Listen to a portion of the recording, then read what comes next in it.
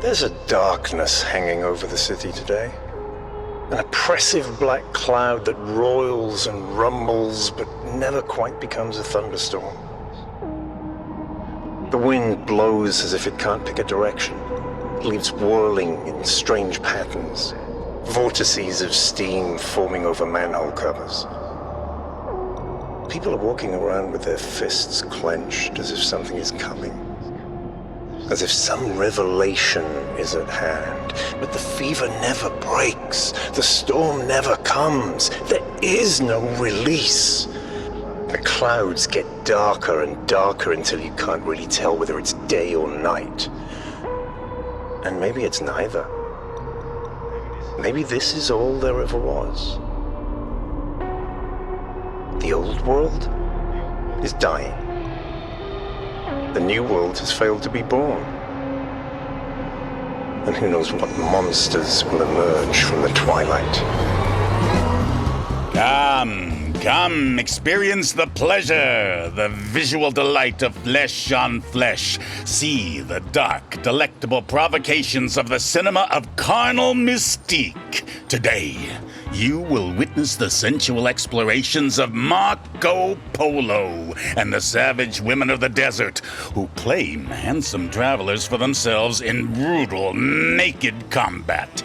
See them cleanse their bodies with hot, dripping wax. Watch them writhe. Oh, it's you again, Mr. Detective, sir. Just going to work. Are you sure I cannot tempt you? The women of the desert are very fine and smooth. Or are you a big bushman? Tomorrow we descend into the dark, moist undergrowth of... I'm okay, thanks. Suit yourself, Mr. Detective. But be careful. The soul gets heavy when the sky is dark. Good morning, Detective Wade. Good morning, sir. Glad to see you're on time today. I swear, normally I'm never late. It was just that one day, with the rain and the whole city going crazy. The city's always going crazy lately. You're gonna have to get used to it.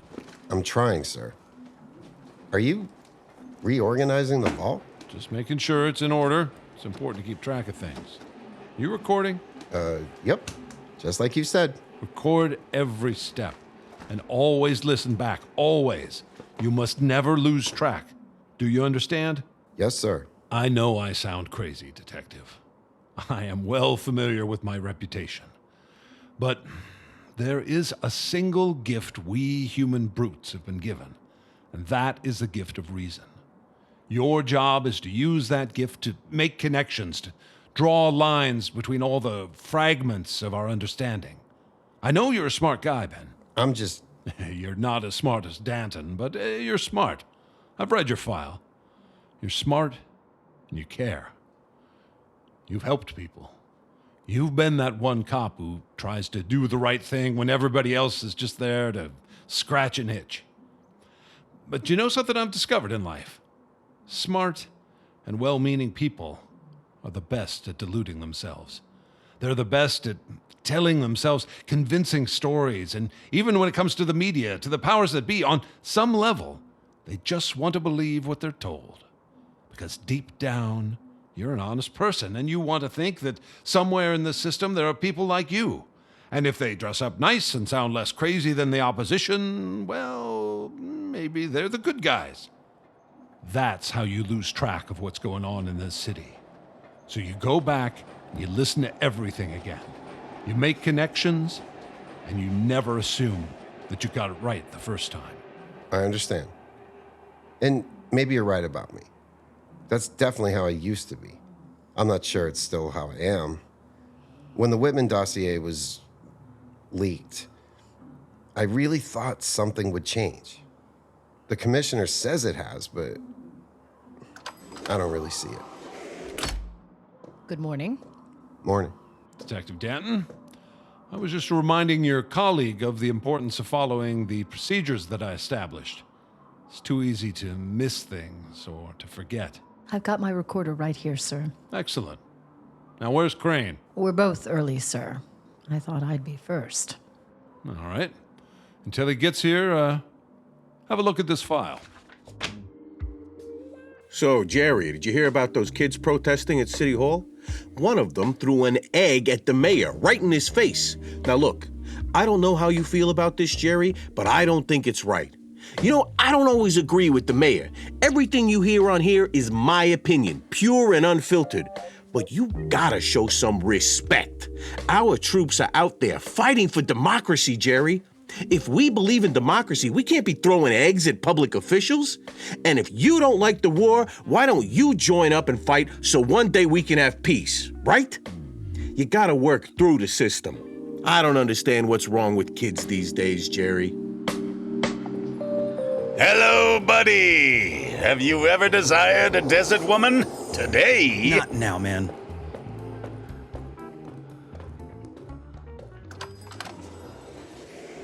Hey, Detective Crane, just on time. time for what? Your next case. This is a particularly complicated one, and I would have recommended staying away from it for now, but there's a new piece of evidence that I want you to investigate. There you go. Any pointers for where we should start? No, I don't want to prejudice you. There's one thing this case needs. It's a fresh pair of eyes. Well, sir, my eyes are minty fresh. Shut up, Crane. This case has no space for bullshit.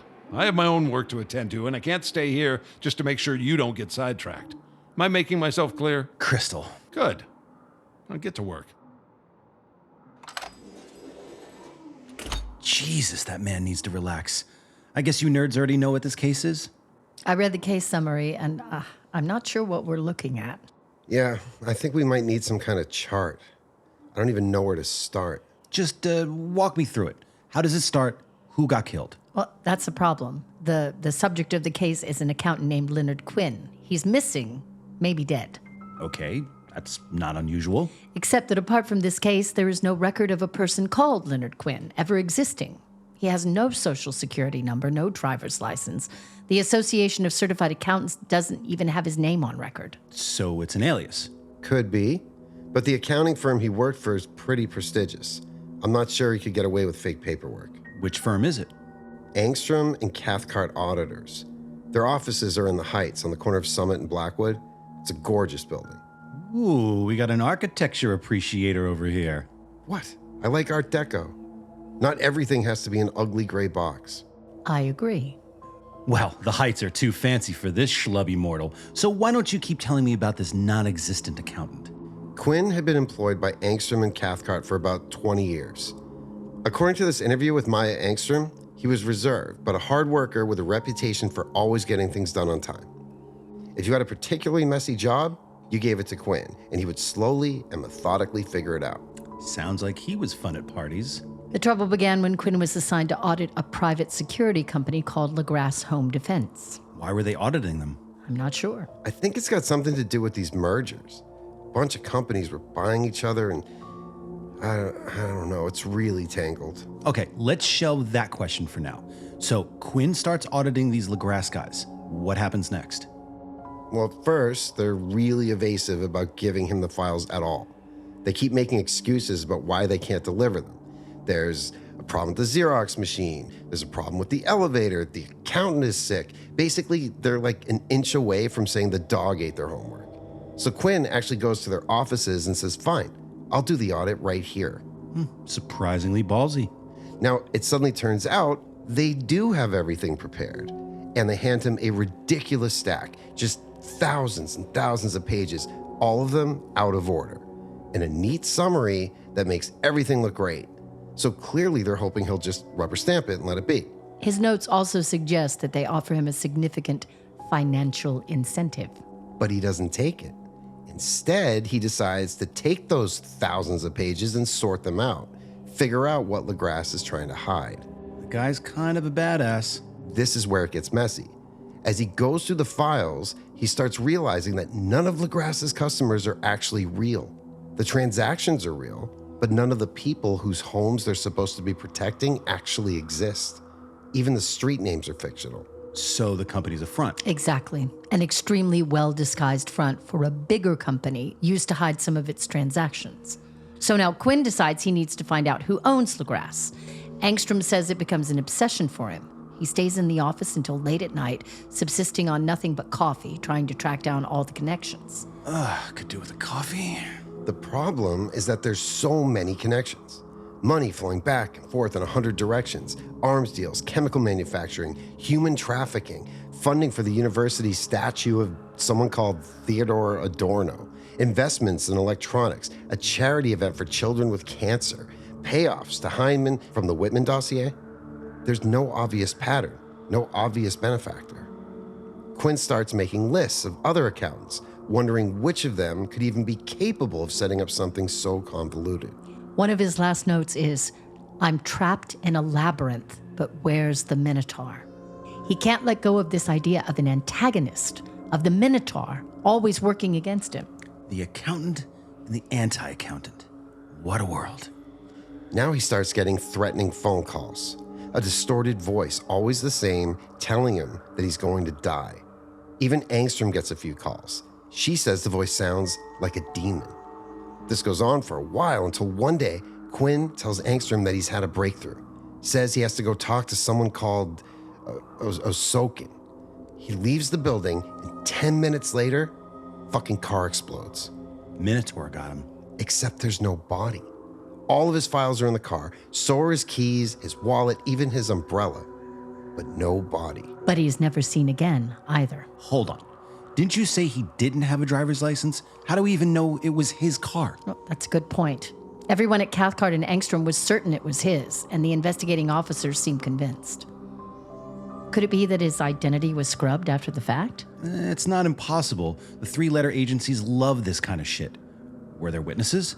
A severely drunk homeless man claims that Quinn was shot by a sniper. But there's no evidence to back that up. And according to the investigation, the homeless man is a veteran with PTSD who frequently hallucinates sniper attacks. That's pretty common. Once you've experienced sniper fire, it's hard to forget. You hear someone pop a soda can and you shit yourself. Anyway, what's the new evidence? Because it sounds like all the old evidence got blown up. Right, let's see. Interesting. This is a letter from Maya Angstrom. She says that she received a phone call from a man identifying himself as Leo Berengelli.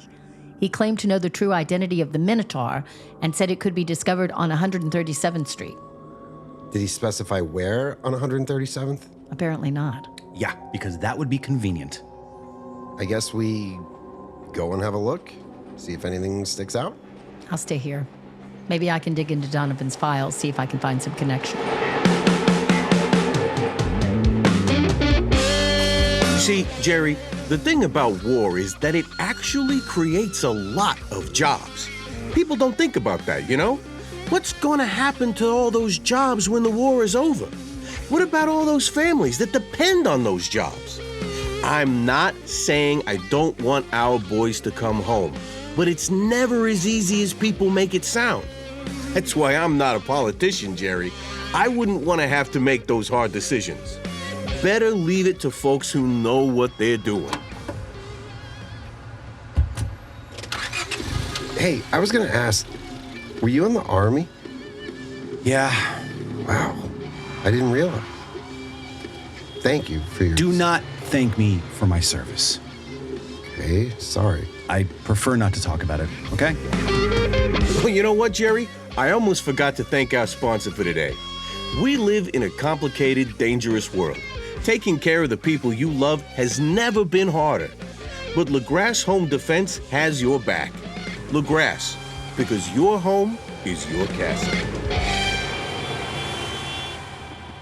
Night gone to control. Q is off the board. The package has been diverted. So, what exactly are we gonna do here? I don't know, just walk down the street, see if there's something. Great plan. Do you have a better one? Not really. Alrighty then. This is all residential buildings. Should we check the doorbells? Let's look for something more obvious first. We can check on our way back if we don't find anything. Okay. Man, this neighborhood used to be a lot nicer. Everything used to be a lot nicer. Is there anything that's not covered in graffiti? Some of these houses are actually really nice, if they were just maintained. Graffiti's the least of anyone's problems around here. I know, I get it. And I can understand the appeal of a nice graffiti, something, creative. But did we really need to know that Banjo Skank was here? How does this improve the world? Or look at this. Abolish techno-industrial civilization. Abolish it? It's already being abolished. That's the problem. It's like telling drowning people to abolish oxygen. You know what I think? You picked the wrong job. You should have been an architect or maybe a city planner. I wish. And what about this place? The laundromat? I mean, technically, it was a money laundering operation, right? Seriously, though, there's something weird going on here. If I could just look through those shutters. Whoa, I didn't do anything. It was already open. What? Look at this. There aren't any washing machines. There's just a picture. It's just a big picture. What the fuck? So, we've entered the laundromat, and it turns out there's just a big picture on the wall that looks like washing machines if it's dark and you're looking through the shutters. This has to be a joke. There's a door. Where? Here. Look, this opens. And now we have a hidden door and a creepy staircase. Fucking amazing. Go down? Well, we came all this way. All right. We're heading down a narrow staircase. Another door, going through. Right behind you. What? It's an office. A huge office space. Maybe 3 dozen desks. Typewriters. Filing cabinets are, moldy as fuck. But there are documents in here. What the hell is this place? Should I? I don't know. I guess. Yo Mama's Laundry, how can I help you? Harrison? Susan? It's Susan? What? Susan, how do you have this number? I was trying to find out more about Quinn's Minotaur, and then I remembered that one of the transactions involved Heinemann. The dick from the dossier. That's him. See, the reason Heinemann took the fall isn't because he was worse than the others, but because he was so overconfident that he acted carelessly. He got sloppy. Very. So I realized that the Whitman dossier contains a set of transactions that are clearly related to the Quinn case.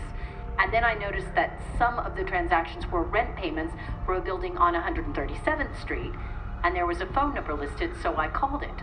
That's fucking weird. Who owns the building? A company called Ataraxia Systems. Shit, are you sure? How did you know how to say Who that? are they? They're spooks, or ex-spooks. But what's the difference? These motherfuckers are some of the worst, most psychotic fucks you're ever going to meet. Like the School of the Americas had a baby with the Phoenix program. Shit, we better get out of here. Try looking for You will never find Leonard Quinn. You will die. You will both die. You will burn. You will suffer. Fuck off! Jesus Christ. I smell smoke. Shit, over there! Fire! How? It's spreading fast. We need to get out of here. But all these Now, documents. come on! Jesus, what is this? Where are all these fires coming from? This place must be booby-trapped. I don't want anything to do with ataraxia, okay? I'm not that person anymore. And if you want to save your soul, I suggest you look for a different line of employment. Okay, let's go around this side and then just run through. Shit, yeah, let's do it. You ready? Not really. Go! I'm not going back. Do you understand? The things that we did are unforgivable. Unforgivable. You and me, do you think we will see heaven? Do you think people who have killed children will receive the mercy of God? I don't care what you do to me. I'm not going back. Fuck! Oh, shit! Ow, God!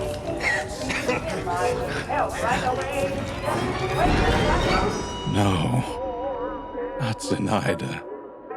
Please, please, I'll do it. I'll do it again. Just don't hurt her.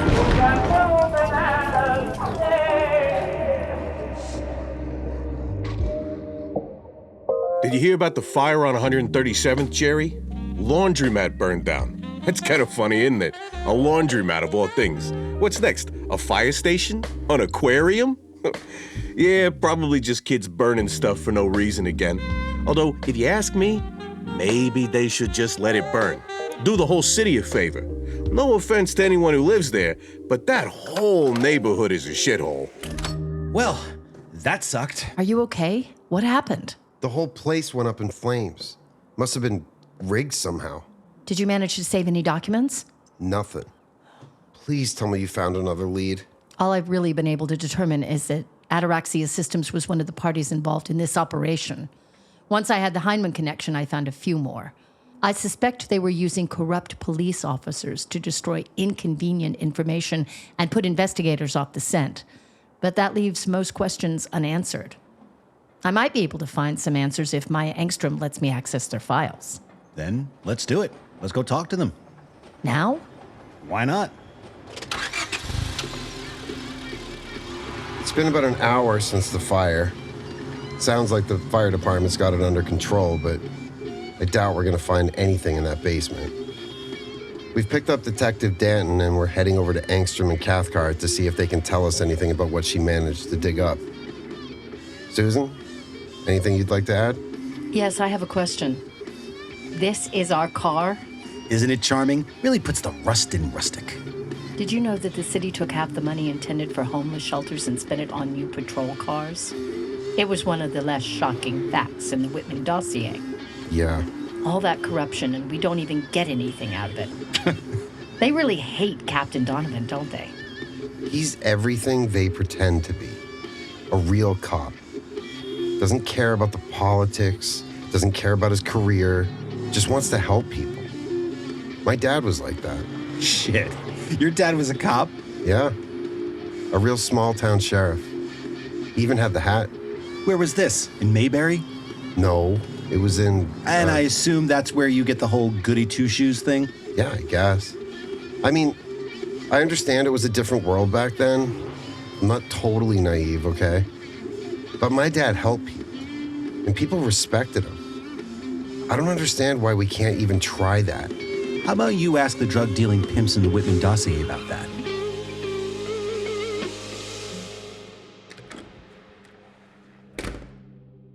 See? It is a nice building. I concede, it ain't bad. Shouldn't there be a receptionist? I guess we just take the elevator? Hello? Yeah, let's just go. It's on the 3rd floor.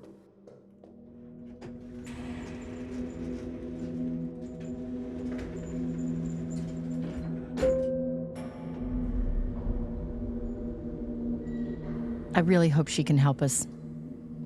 I don't like being here. Talking to accountants makes me nervous. Just thinking about taxes gives me diarrhea. Dude. He's not wrong.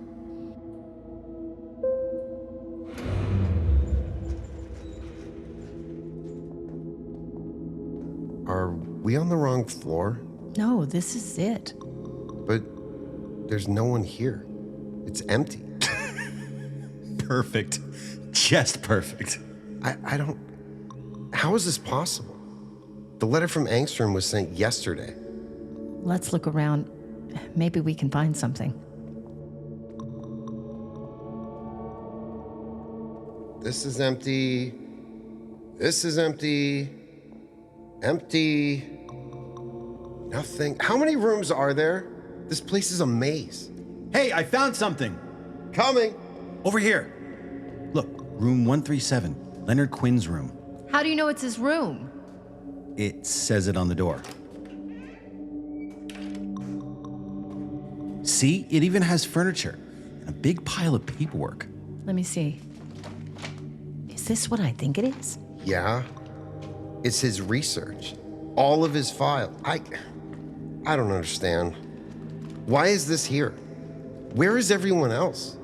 It doesn't make any sense. You know what? I'm done with this case. Take the files and let's go. I need 4 hot dogs and a glass of tequila right now.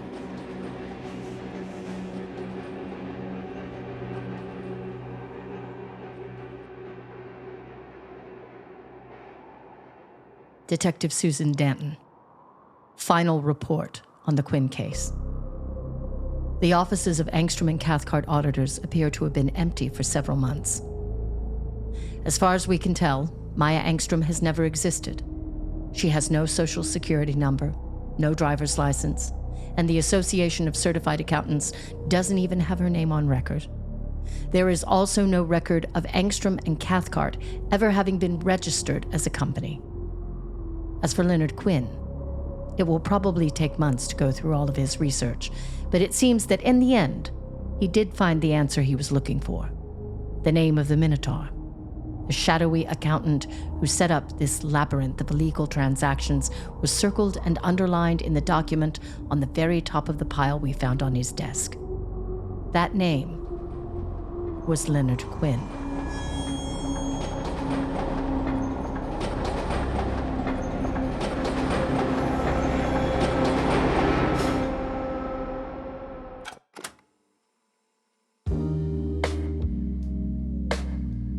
Azathoth Blues was written and directed by Jonas Kyratzes, with music and sound by Christodoulou, or, to speak their names in the ancient tongue, Jonas Kyratzes και Christodoulou. It stars Adam Green, Joe Lynch, Kacey Camp, Sean Branney, and Peter Wingfield. For more information, as well as a complete cast list, check out the show notes or the official website at azathothblues.com.